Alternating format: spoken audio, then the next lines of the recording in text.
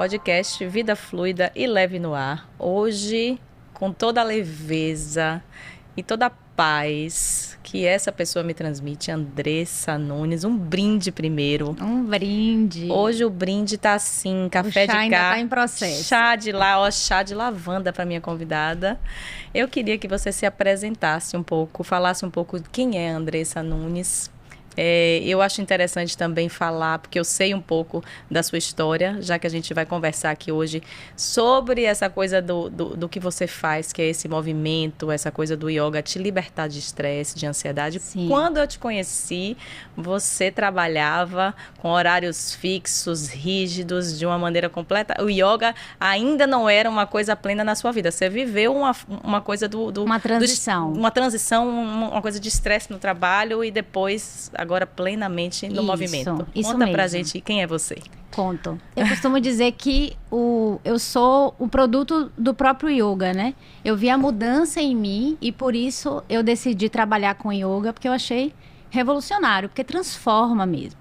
Então, meu nome é Andressa, né? Eu sou profissional do movimento. Comecei como instrutora de yoga, mas hoje entendo que existe esse leque maior do movimento, porque o movimento, ele promove esse gerenciamento do estresse. Sim. Né?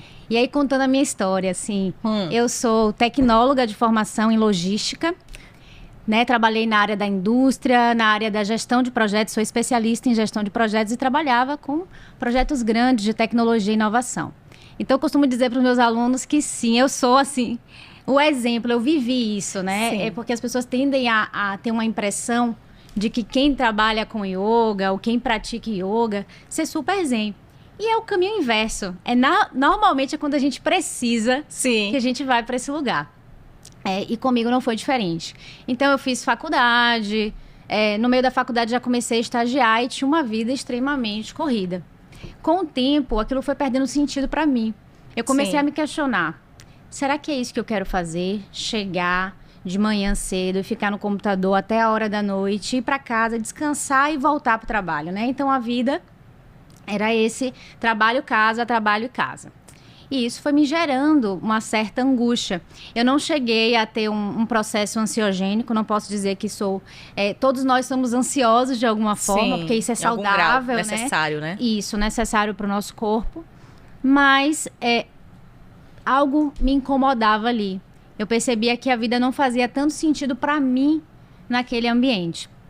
E aí comecei a entender o que é que eu poderia fazer para ser um ponto de luz, de transformação dentro daquele ambiente. Sim. E foi aí que eu conheci o yoga. Eu comecei a praticar yoga como uma atividade física, e esse já é um ponto que eu vou trazendo para as pessoas. Yoga é uma atividade que trabalha o físico, trabalha o corpo. As pessoas acham que não, né? Que você fica ali, que você não gasta nem energia. E Yoga tem gente que acha que é só físico também. Porque existe um yoga mais moderno que ele solicita um pouco mais. Sim. E aí fica essa coisa. Ou yoga, Essa dualidade. Ou yoga, ele é uma atividade física ou ele é muito paradão. Então, assim, o yoga ele envolve o corpo, Sim. mas não necessariamente é uma atividade física. Sim. E eu também entrei por esse caminho. Então, eu acho muito interessante quando a pessoa acha que é atividade física também, porque é uma porta de entrada. Mas no seu começo, você foi atrás da parte de mente, de saúde, de aquietação. De aquietação. Eu fui mais atrás da atividade física, para esse lugar da mente, que não tá errado. Sim. Mas depois eu aprendi que o yoga era um lugar muito mais especial, com foco da mente. Então, o corpo, ele é apenas uma porta de entrada. Sim. Né? E naquele momento, eu comecei a fazer a prática de yoga e comecei a perceber que, tem alguma coisa diferente aqui. Eu estou me sentindo melhor. Eu estou mais equilibrada no meu trabalho. Entendi. Aí foi fazer uma formação nisso. Isso. Aí fui me aprofundar, fui fazer uma formação. E na verdade, assim, eu fui fazer um curso de aprofundamento para mim. Eu comecei a mergulhar realmente no processo de autoconhecimento. Eu entendi que o yoga tinha muito a me apresentar e que eu precisava me conhecer. Sim, que eu não era importante. Só aquela profissional que estava ali 44 horas semanais, né? Os meus currículos, né? As minhas formações. Quem era Andressa? Você foi achar quem você era, perdida ali naquilo. Perfeito. Fui achar. E aí, no meio do meu curso de formação, eu tive esse insight de, nossa, isso aqui pode ser o meu trabalho. Isso aqui não precisa ser só um detalhezinho, uma coisa que eu vou 2 vezes na semana. Eu gostaria de incorporar isso para mim. Na sua vida. Na minha vida. E faz isso brilhantemente, diga-se de passagem. Obrigada. Com essa paz. Isso foi muito bom. É bem interessante essa coisa da dualidade que você colocou, porque eu, quando fui buscar o yoga com você, eu estava num momento assim de muita ansiedade. Foi pré-pandêmico, na verdade. Foi antes da pandemia que a gente chegou depois fazer umas aulas de personal com máscara. Até eu lembro quando as coisas estavam voltando, né? Perfeito. Apesar de ser só nós duas. Então, fui em busca por conta dessa questão de ansiedade, de muita tensão, de carga, de absorver tudo, bruxismo, dor de cabeça, aquela coisa. E realmente foi uma coisa...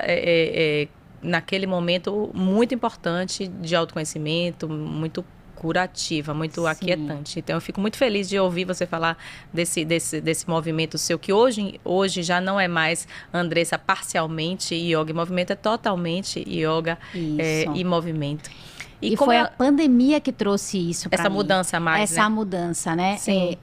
O estresse, aí sim, não a ansiedade, mas o estresse, ele traz esse movimento de ou você entra num ciclo vicioso, né, que traz prejuízos para a saúde integral do corpo, ou você se movimenta para reagir, para falar assim, eu vou sair desse círculo vicioso e vou para um círculo virtuoso. Então, na pandemia foi quando eu tive coragem, falei, agora eu vou fazer minha transição de carreira 100%. Do vicioso pro virtuoso. Gostei disso aí. Esse podcast eu tiro um monte de frase. Essa foi uma, viu, gente? Do vicioso para o virtuoso. Para o virtuoso. Esse é um movimento importantíssimo. Isso. Eu sei que você sabe muito, porque você já me contou isso. Você me deu até uma apostila sobre isso. Mas muita gente não sabe direito nem o que é yoga. De onde vem isso?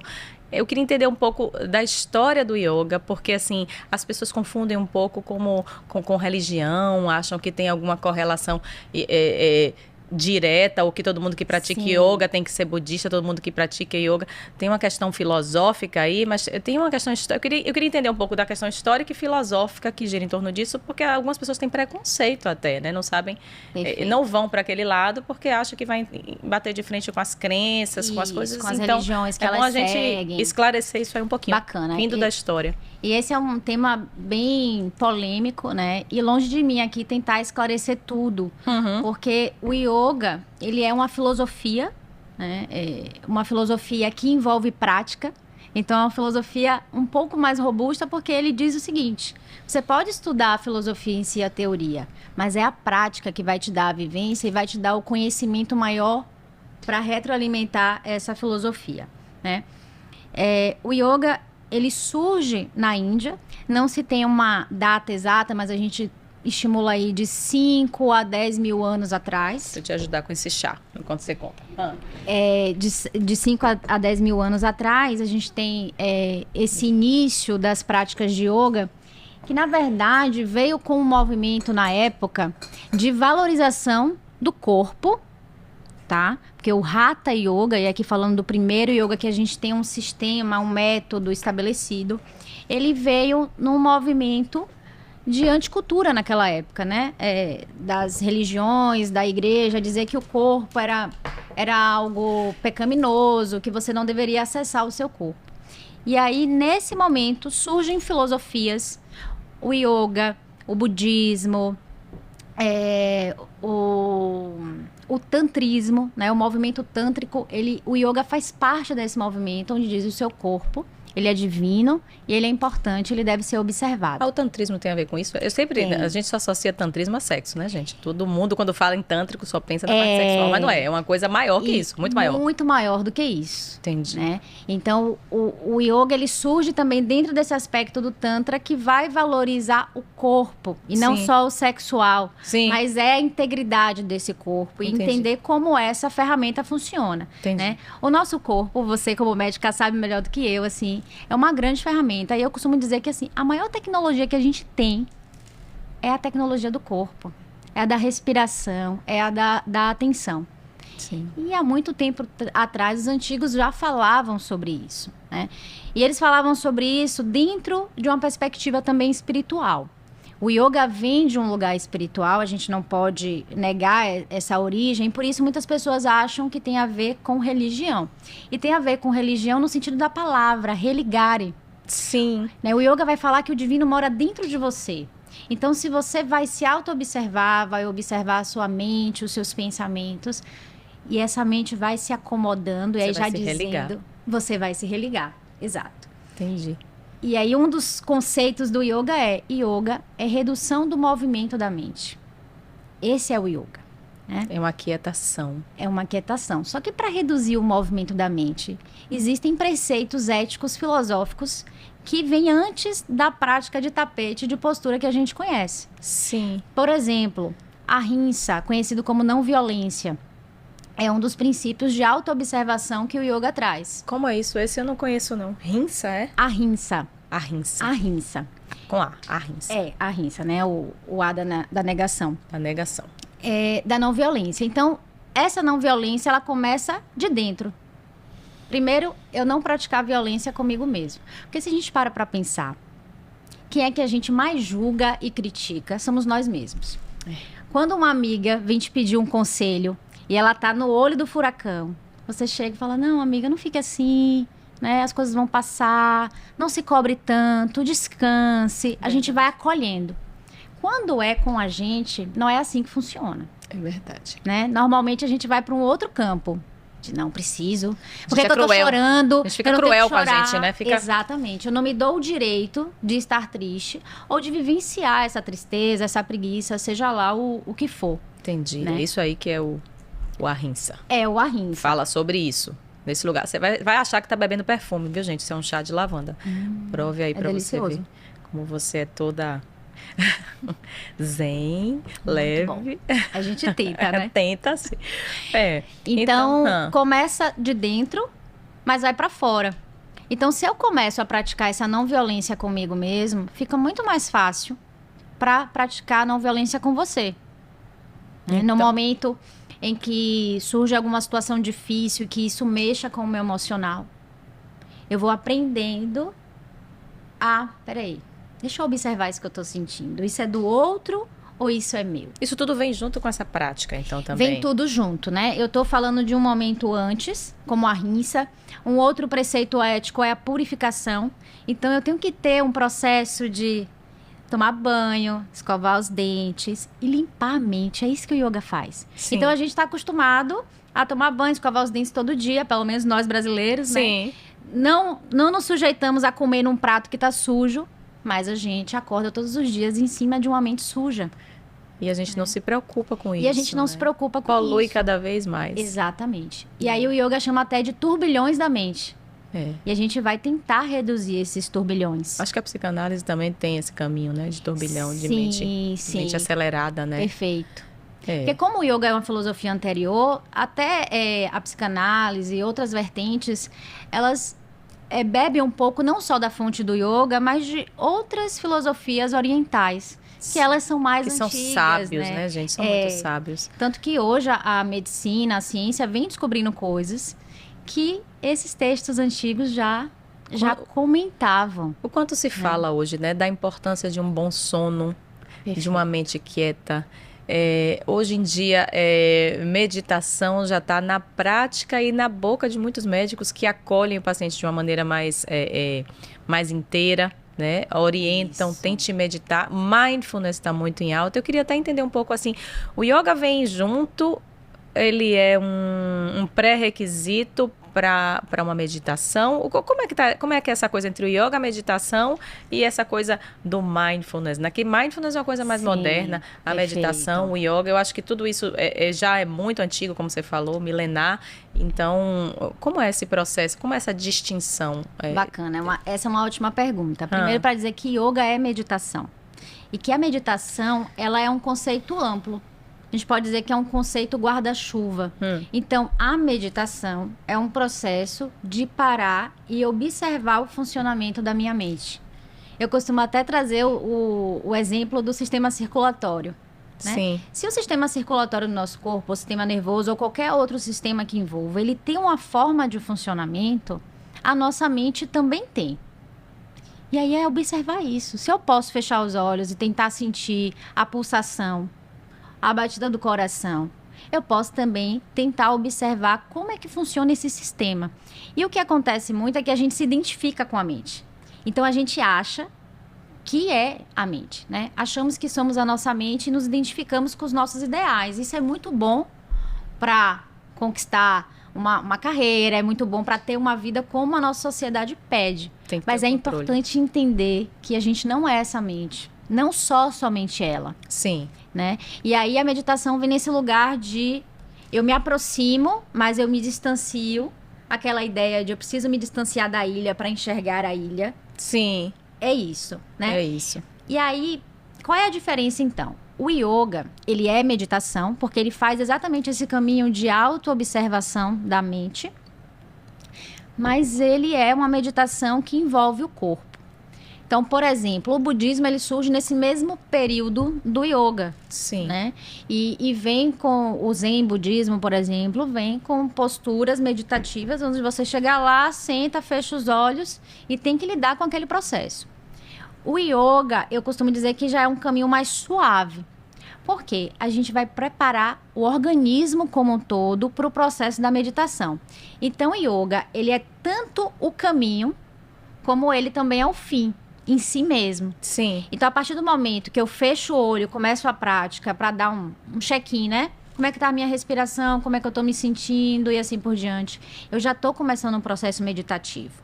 Mas o que acontece é que ao longo dessa prática, a gente vai refinando esse nível de atenção. Isso é verdade. Eu lembro bem que eu, no fim, quando eu fazia yoga com você, e vou voltar, já tá dito, já tá até registrado. Já registrado o horário, inclusive, que eu tinha muita dificuldade, tipo, quando no encerrar, né, no Shavasana, nessa posição em que você precisa relaxar e esvaziar sua mente. No começo, eu queria que aquilo, gente, eu queria que aquilo acabasse logo. Esse momento de ter que deixar a mente, eu ficava tentando puxar pela mente, puxar. Hoje eu já consigo fazer isso de uma maneira mais tranquila, com esse aprendizado que eu tive lá atrás, na verdade, de esvaziar minha mente, de imaginar que tem um fiozinho me puxando, tudo mais. Então essas coisas ficaram mesmo como legado, mas o que eu quero dizer aqui é que isso é a coisa do esvaziar a mente, do acalmar a mente, do aquietar, é um aprendizado, né? É um treino. É um treino, como outro qualquer. E, na verdade, é muito difícil, porque é muito mais fácil pegar peso na academia do que você treinar É muito complexo mesmo essa coisa da mente. Mas por quê? Porque a nossa cultura não foi habituada a trabalhar com a mente desde pequeno. Hoje em dia as crianças têm um acesso muito maior à meditação, graças a Deus, como você está falando, né? O próprio Mindfulness trouxe isso, eu vou explicar um pouco sobre isso. Sim. Hoje as crianças têm um acesso à meditação, a entender as emoções muito melhor do que foi no passado, né? E isso gera repertório. Então imagine, eu comecei a praticar yoga, tinha 24 por aí, 24, vai fazer 10 anos esse ano que eu pratico yoga. E foram 24 anos cega nesse sentido. Entendi. Sem dar nenhum suporte mental, emocional, né? Sem cuidar da saúde mental. E aí, como querer que seja um processo fácil, a não ser que a pessoa já nasça, né? Tem gente que já nasce com esse chip diferente de eu acordo, eu me observo, né? Tem gente que já é assim, mas a maioria não é. O bebê, né? O bebê tem muito disso, né? Intuitivamente. Eu te contei que o meu caçula dormia a vida toda de bumbum pra cima, lembra? Sim. Tudo. Sim. E tem algumas coisas que são muito intuitivas mesmo. Tem gente que já nasce meio com esse isso. preparo, né? Na verdade, todos nós nascemos, né? Essa é uma correção até para fazer aqui. Por quê? No curso de formação, eles falam muito sobre isso. O bebê, ele nasce... Hoje até as crianças não estão nascendo tão assim, né? Que é algo a se pensar. Porque eles nascem de olhos fechados, né? Essa ideia já tá tudo dando risada e abre o olhão aberto. Isso. Mas, de qualquer forma, eles estão muito mais conectados com o interno do que com o externo. É verdade. E à medida que os sentidos eles vão sendo aflorados, o bebê vai desenvolvendo a audição, a visão. Se contaminando com o mundo externo. Isso, ele vai sendo domesticado. Estimulado.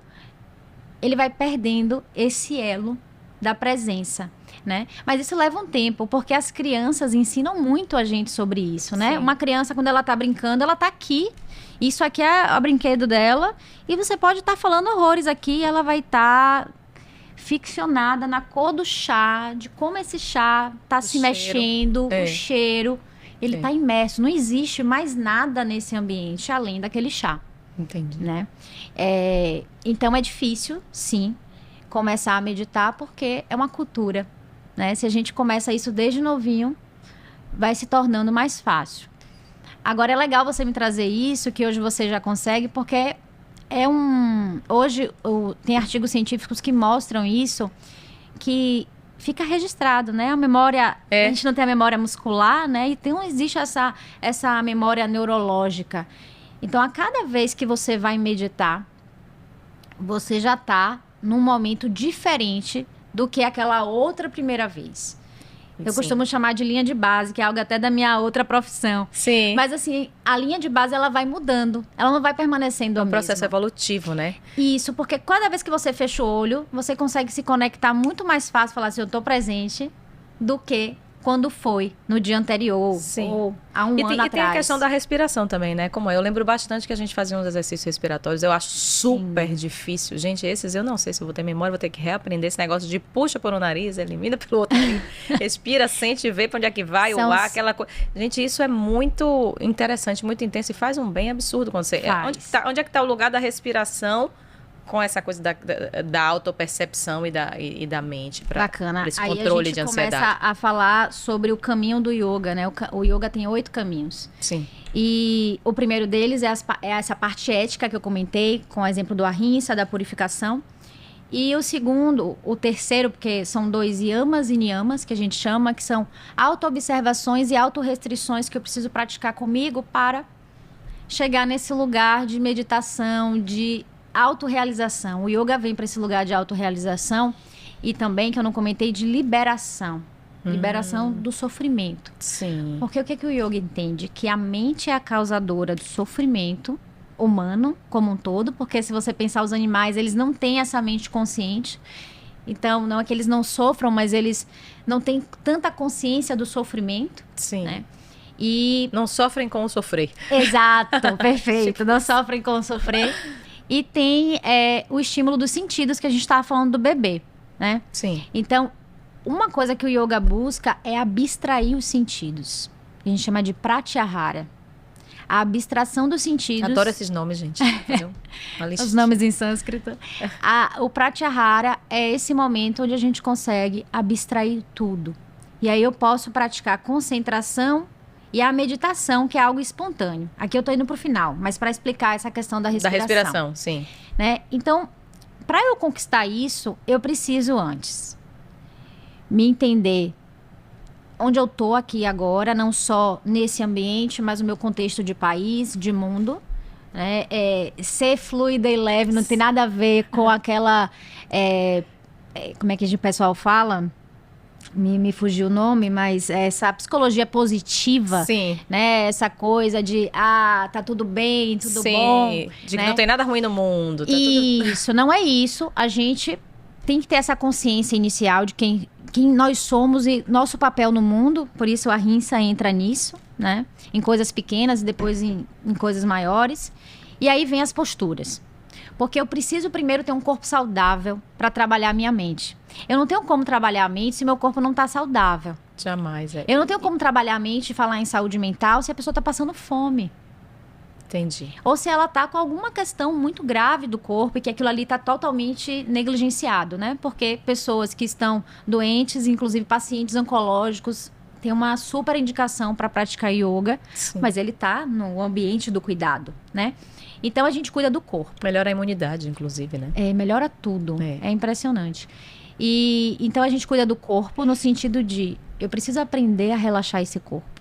Que a gente chama de relaxamento do esforço. Eu preciso reduzir ao máximo o esforço que eu tenho um hábito já de estimular. Como o meu ombro aqui, falando. Até quis baixar, né? O meu aqui. Então, a gente vai aprendendo a soltar esse ombro. E esse corpo vai se acomodando. Então, a partir do momento que o meu corpo ele está relaxado e que eu tenho consciência sobre esse corpo.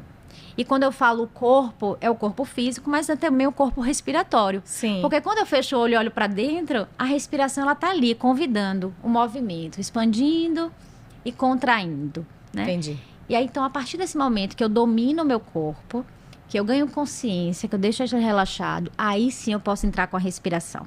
que são os pranayamas. Tipo, é um estágiozinho mais avançado. É um estágiozinho então mais já tava avançado. avançadinha, então. Vou voltar pra isso.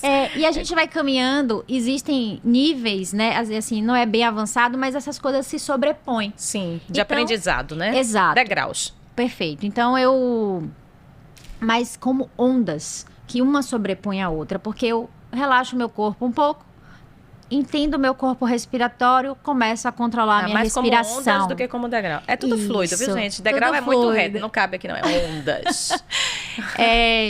Então, esse aprendizado, ele vai melhorando. Entendi. Não significa que a gente vai ficar só no corpo, e aí falar, agora você vai praticar pranayama. Não. A gente vai começar pelo corpo, você vai começar a entender como é que funciona a sua respiração natural hoje. Às vezes você tem um desvio de septo. Gente, ela vai falando, Às vezes querendo você afundar na cadeira. Aí vai soltando. aí as minhas vão dizer que a gente tá muito afundada, não pode. Mas, ó, dá vontade de ir afundando na cadeira, amolecendo os ombros com a voz, né? Porque a gente vai sentindo essa coisa, né? Eu tenho alunas que falam que a minha voz é bem suave. A sua voz já é um comando, né? Você Já é um acha? negócio assim que a pessoa já... Às vezes eu acho que eu não quer levantar. Não extrapola, não. Sua voz tem um comando espetacular. Ai, que maravilha. Como é o nome do projeto do café mesmo? Que eu brinquei aqui antes, nos Medita bastidores. Yoga Café. Ela tem, viu, gente, esse projeto Medita Yoga Café, que é meditação com yoga e café. Como é isso? Fale um pouquinho disso aí pra gente. E aí para esse nome já é pra fazer essa brincadeira, conhecerem. Né? Porque hoje ela tá no chá, viu, gente? Mas é Medita Yoga Café. Ela toma café sem cafeína. Eu sou contra café sem cafeína. Sou terminantemente proibida de tomar café sem cafeína. E trouxe um chá de lavanda pra ela. Fala aí do projeto. Maravilha. Um pouquinho. Bom, o Medita Yoga Café, ele surgiu ano passado com o intuito de trazer mais pessoas para conhecer o ambiente do yoga. E muita gente vem nesse lugar de eu quero praticar meditação. Ficou na moda também, não pode, né? Isso. E aí, meditação é yoga, yoga é meditação. Então, pensei, poxa, por que não trazer essa brincadeira? É o Medita Yoga Café. Né? Sim. Então, o que é que eu faço? A gente tem uma aula especial de 1h30, num espaço maravilhoso, que é o Espaço do Dia Lindo. Sim. Espaço do dia... Lá vai eu, meu ombro relaxado. O Espaço do Dia Lindo é uma área com natureza, conexão, assim, tem tudo a ver com a vida fluida e leve. E a gente tem, cada mês eu trago uma temática, acontece uma vez por mês, e essas temáticas envolvem, basicamente, saúde mental, né? E o que é que eu faço? Eu trago a yoga, que é exatamente esse caminho que a gente está conversando, do grosseiro para o sutil. Então, eu começo com o nível de atenção, eu vou refinando esse meu nível de atenção. Vem ao contrário. E aí, no final, eu faço uma meditação guiada. Entendi. Para principiantes ali. No Sim, início, né? envolvendo, é um grupo heterogêneo, né? Tem pessoas de fora, então a ideia é que seja algo acessível para todos. Isso, inclusive, é algo muito do meu trabalho e que eu acredito que todos os professores de yoga deveriam implantar isso, que é o yoga adaptado. O yoga precisa ser adaptado para as pessoas, porque todo mundo tem que ter acesso, né? Pílulas de yoga para todo mundo. Pequenas pílulas de yoga para todo mundo. Então, não é porque eu tenho alguma dificuldade de mobilidade, ou porque eu tenho uma doença, uma questão mental muito forte que eu não devo fazer yoga. Ao contrário. São essas pessoas que precisam de yoga, então a ideia é que o yoga se adapte ao aluno e não que o aluno se adapte ao yoga. Porque se o aluno se adapta ao yoga, ele já entra num lugar desconfortável. Sim. Né? E a gente... tem razão. E a gente vem exatamente num caminho na contramão. Na contramão. Na contramão. E aí, nesse espaço do Medita, é muito interessante porque eu reúno alunos que fazem práticas comigo, inclusive você está convidadíssima. Já tentei. Ai, meu Deus, uma hora acontece. Vou voltar pro meu personal yoga, que eu já vi que é a melhor maneira de eu seguir nessa prática. Então, as pessoas se juntam, compartilham, e aquilo ali se torna uma egrégora muito bacana, bom, né? Porque é um compartilhando com o outro. Pô, eu tô fazendo yoga há tanto tempo, cheguei de tal forma, tô saindo de outra. E tem aquela socialização, aquela coisa de você estar ali compartilhando os motivos do porquê você tá ali, né? Porque esse mundo está cada vez mais ansiogênico, né? E hoje em dia é notícia, é informação, é rede social, todo mundo muito ansioso, tudo ao mesmo tempo agora, é uma correria, ninguém para, ninguém respira. Aquela coisa de peito apertado. Sim. E então, a gente sabendo que essa coisa, eu acho que a gente tem que divulgar e difundir essa questão do yoga, da meditação, do autoconhecimento, como uma coisa que tem um potencial curativo mesmo, educativo, Isso. curativo, que precisa ser difundido, porque eu sou prova viva de que isso realmente é uma coisa que controla, né? Que te deixa... esses níveis de ansiedade e de estresse, quando você aprende a lidar com sua mente, isso aí realmente é terapêutico. Eu acho que o yoga, essa coisa do autoconhecimento que Isso. vem com ele, é muito terapêutico para os dias de terapêutico. hoje, né? Eu me arrisco a dizer que se todo mundo pudesse ter essa oportunidade de experimentar, já que não tem a ver com religião, que é o que trava as pessoas, já que não tem a ver com crenças. Existe uma tendência também, assim, das pessoas acharem, eu vou fazer yoga, não, que eu não vou virar vegetariana e não vou ser budista, né? Então, não tem isso, né? Tem a coisa da alimentação, que é um pouco Eu falo um pouco dessa coisa da alimentação também, antes da gente encerrar. Como é isso? Porque muita gente acha que vai fazer yoga e vai ter que largar, parar de comer. Como é isso? Não tem descrito nada sobre isso. Sim. Inclusive, o yoga, ele vem dentro da religião do hinduísmo. O budismo é mais conhecido, né? Mas é a religião hindu que está ali próxima do yoga. Mais diretamente ligada ao yoga, às deidades, às divindades. Sim. Então, existem professores que podem usar o que a gente chama de mantra yoga, os mantras das deidades, para um processo de concentração e meditação também. Sim. Eu, particularmente, não uso, porque eu quero ter esse acesso a todos os alunos, a todas as pessoas, independente das crenças, né? Enfim, da história de cada um. É ter esse respeito. Sim. Né? Que foi mais que você tinha? Alimentação. A alimentação. E aí a alimentação também não tem nada comentando sobre isso, né? Um primo do yoga que está ali junto na mesma época é o Ayurveda, a medicina ayurvédica, que é a medicina indiana, fantástica. O próprio Ayurveda, ele não recomenda que a pessoa seja vegetariana, mas ele usa a carne, o alimento animal como remédio. Entendi. Na verdade, todo o alimento ele usa como remédio. Entendi. Né? Para que a gente não precise de um remédio, uma droga, né? Assim como a gente conhece hoje. Da alopatia. Mas que a alimentação seja isso. O que acontece é o tal do ahimsa, que eu trouxe para você. Sim. Então, o ahimsa... o ahimsa, esse fato da não violência... ele vai conduzindo o praticante a talvez não querer consumir carne. Entendi. Mas isso não é verdade. Não é não é uma máxima. Exatamente. Não é uma condição não é uma condição exigida para isso. Existem inúmeros professores de yoga que comem carne, que têm uma alimentação, às vezes, até muito industrializada.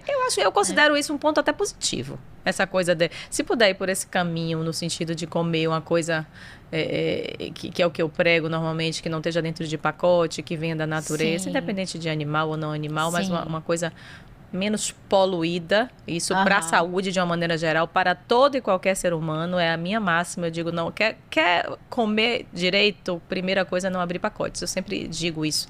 Do ponto de vista de saúde, todo mundo caminha para isso. Então, acho que isso é um outro benefício que o yoga traz, meio que... E é um benefício muito bom, em todos os sentidos, não só da alimentação, porque quando eu silencio a minha mente e começo a conhecer mais o meu corpo, eu vou entendendo as respostas que o meu corpo dá. Eu costumo dizer assim, não é que você vai parar de comer ou de beber, mas é que o seu corpo talvez peça por isso. Entendi. E aí é um processo de purificação. De novo, voltando para a purificação. Então, a partir do momento que eu vou me dando conforto e que meu corpo, meu cérebro, todo o meu sistema... Eu vou querendo abaixar isso aqui, impressionante. Vai mexer. A partir que esse corpo entende que ele pode estar numa zona mais confortável e saudável, ele mesmo começa a trazer isso. Entendi. Né? Às vezes você vai comer uma comida mais gordurosa e não vai se sentir bem depois. E quem não quer isso, né, gente? Quem não quer essa coisa da autoconsciência, da leveza, do entender que você tem que cuidar disso aqui, que é o seu santuário. Que vem de dentro para fora, Que né? vem de dentro para fora. Então é muito mais fácil quando vem de dentro para fora. E é muito mais verdadeiro e tranquilo de se manter. Porque é algo que o corpo vai pedir. Não é uma imposição. Sim. Né? Então, quando a gente faz esse processo... É uma transformação Você mesmo. vai transformando. Então, eu costumo dizer que o yoga é filosofia, mas é um estilo de vida. Né? É um estilo de vida. E aí, trazendo o que você trouxe sobre o mindfulness, né? O mindfulness, ele surge dentro desse momento de muito movimento, de necessidade. Mas o mindfulness é um método que pegou um pouquinho de cada filosofia Deu oriental uma modernizadinha. e estruturou e falou: Estruturou. agora a gente tem aqui algo que não está vinculado a uma filosofia Sim. ou a religião. Mas eu já recebi muitos alunos, eu praticava mindfulness. E aí quando chega na aula de yoga, eu falo, Não consegue nem concentrar. eu acho que mindfulness e yoga, Não tem nada a ver. não, é tudo a ver. Ah, é tudo a ver? É tudo a ver, porque Acha o que- mindfulness, ele faz um escaneamento, é um processo Sim. de autoobservação e de atenção, de um escaneamento do corpo. E eles Sim. usam várias formas. As E o formas de yoga lá também traz servem pra isso. cá. Tipo, esse Quando aluno você já tá chega ali- mais consciente. Exato. E ele começa a entender que uma coisa não anula a outra e que talvez seja a mesma coisa. Por quê? Quando você tá ali, Complementares. exato, quando você tá ali no shavasana ou sentada, e eu te convido a prestar atenção no seu quadril, eu te convido a prestar atenção no coração, e a gente vai caminhando, isso é mindfulness. É manter Fantástico. a atenção plena. Porque o instrutor de yoga, o que ele faz é meio que pescar a sua mente. Eu posso deixar você livre, a gente pode fazer uma prática onde o silêncio seja o ponto de observação, mas Sim. sempre vai ter um objeto de observação. Fantástico. E isso tem a ver com a atenção plena, né? A atenção com, plena com é a mindfulness. base disso tudo, né? É. Eu acho que o yoga veio... essa prática milenar que está crescendo e eu espero que cresça mais, e com seu trabalho de trazer isso em pílulas, para aquietar a mente no momento de muita ansiedade. Nesse momento em que a gente está vivendo, é importante Tem que as sido pessoas muito tenham bom. esse autoconhecimento. Eu fico feliz que você tenha encontrado esse lugar. Sim. Eu acho que você é uma pessoa que é multiplicadora disso. E vivencia isso e transcende isso, porque eu acho que tudo que a gente faz, a gente tem que fazer com verdade, né? E você faz isso de uma maneira muito verdadeira. Então, assim, para a gente encerrar esse bate-papo, primeiro de muitos, porque eu sempre digo os primeiros de muitos, porque eu fico querendo esticar, porque tem muita Tem coisa para muita coisa pra explorar falar. nesse campo. Com certeza a gente vai esticar.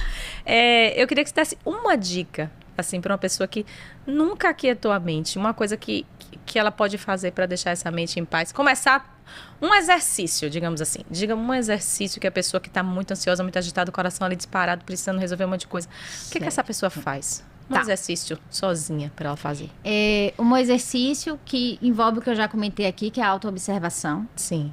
Mas muitas vezes só fechar o olho e se auto-observar pode ser angustiante para as pessoas que têm ansiedade ou que têm síndrome do pânico, né?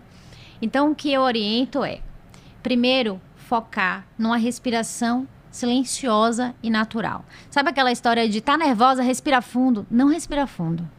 Respira suave E lento. e lento. E o principal é que a sua expiração, que é a exalação, que pode ser pela boca nesse caso, é uma Sim. indicação que eu dou para quem está precisando acomodar mais rápido, Sim. seja pela boca. Então eu inspiro pelas narinas e solto devagarzinho pela boca. A gente pode até fazer uma contagem para quem está começando.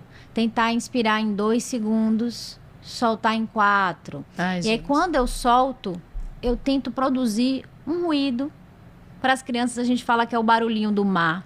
Porque quando eu produzo um ruído, eu consigo prolongar a saída do ar. Vou fazer aqui. Então, vou expirar.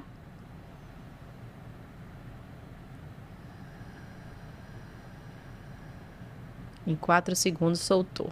Soltei. Então, tem esse Esse barulhinho calmante. que ele vai terminando, ele vai se encerrando por si só. Você não força. Ele Fantástico. termina com a saída do ar. Então, a minha indicação é, tá nervosa, tá precisando se centrar. Presta atenção na respiração primeiro, para ganhar consciência de como é que tá o seu estado natural, sem interferência, Sim, sim. né? E depois começa nesse jogo de inspirar suave e mais curto e Expirar longo longo, prolongado. e barulhentinho. Isso. Ai, E Andressa. se tiver difícil muito para bom. inspirar, inspira bem curtinho. Faz o mínimo para tentar Exalar. Isso, E botar exalar por ali. bastante. Ah, eu já fiz muito isso, né? A gente já fez muito isso. Isso é muito bom. Gente, eu já fiz muita coisa com ela. Tem reiki, tem tanta coisa pra gente conversar, né? E fazer as pessoas entenderem como isso tudo é benéfico e como não tem nada a ver com crenças e que isso te beneficia demais na saúde, no controle da ansiedade, das emoções, do autoconhecimento é tudo. E por É conta muito do bom. mindfulness também, a gente tem que dar essa, né, falar do que é bom. É. As pesquisas científicas vieram com mais força. E mais um motivo para a gente seguir nessa prática. Isso, e hoje já está mais aí comprovado, A mais B, tanto Mindfulness como o próprio yoga nos artigos, que o yoga é uma ferramenta excelente para autorregulação do corpo. Autorregulação emocional, de saúde. Outro brinde, porque a gente vai encerrar aqui esse podcast com a certeza e mais esse reforço de uma coisa que eu já tinha certeza porque eu vivenciei, de que o yoga, o autoconhecimento, o mindfulness é comprovadamente benéfico para a sua saúde, para o seu bem-estar, para o seu sono, para tudo na sua vida. E autoconhecimento é importantíssimo. Eu lhe agradeço demais. Eu que agradeço. Demais. Eu estou feliz porque a gente vai se reconectar também no sentido dessa troca aí. Estava com saudade de você. Estava com muita saudade. Muito obrigada por ter você aqui, ó. Enfim, vamos encerrar com o nosso, ó. Namastê. Namastê.